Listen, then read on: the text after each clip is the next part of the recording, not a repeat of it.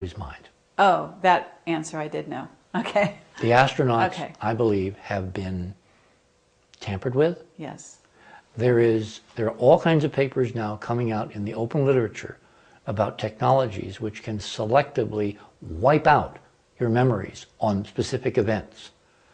And I believe, and I have in the book, Mike and I carefully put in document after document after document of reference to all of the astronauts at one time or another have complained about not being able to remember what they did on the moon. Yes, and they come up with absolutely. various rationales. Yes. You know, like some of them, like Pete Conrad, used to come up with a flip answer. Oh, it was real super gee whiz, golly boy, was it great. Which was a cover for the fact that he was very frustrated in private conversations, on the record with certain reporters, that he couldn't remember. We had a conference in Wyoming several years ago. Wyoming is a hotbed of CIA and ex-Intel guys who are all bought big, beautiful farms and ranches, so they'll keep their mouth shut. They're basically bought off. That's how they're bought off.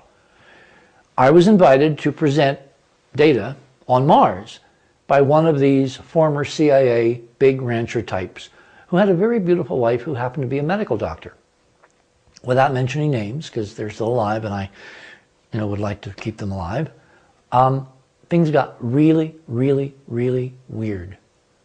Because I was ostensibly invited to present the Mars data, Cydonia, our work, at the UN, our expose and the NASA briefings, at NASA Lewis on Mars.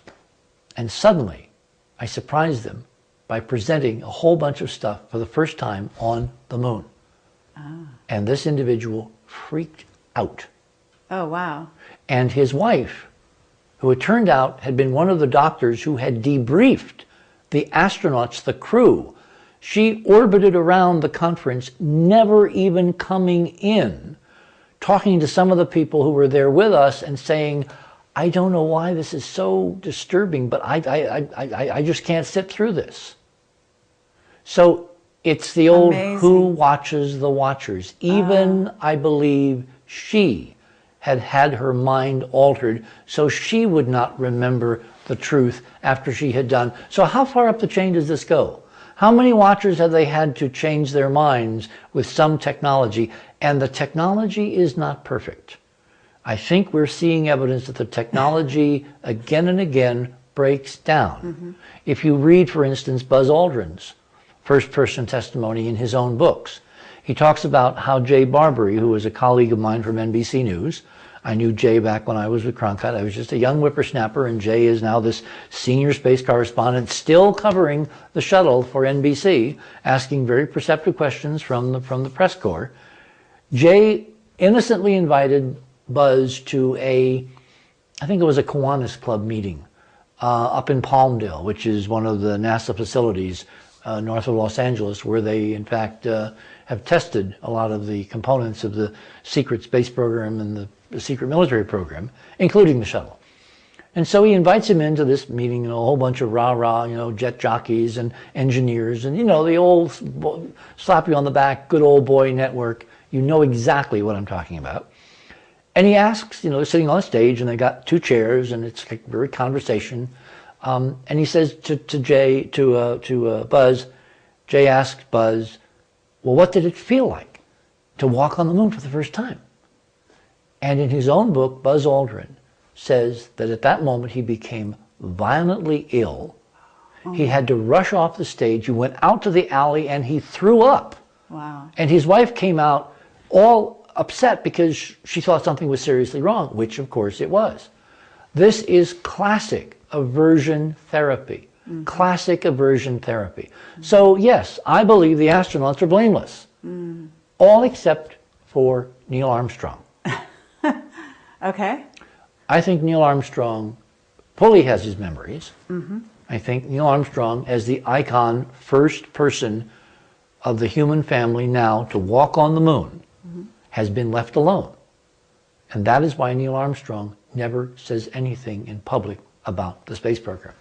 They wind him up and bring him out at a couple of these ceremonies. Like in 1994, he was at the White House with President Clinton and a bunch of students, and it was a whole arranged photo op.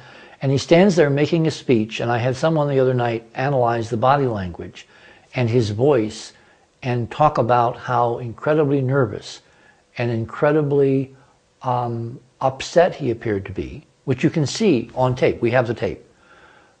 And what he started out by doing was comparing all the astronauts, the entire astronaut corps, all his colleagues who landed on the moon, to parrots.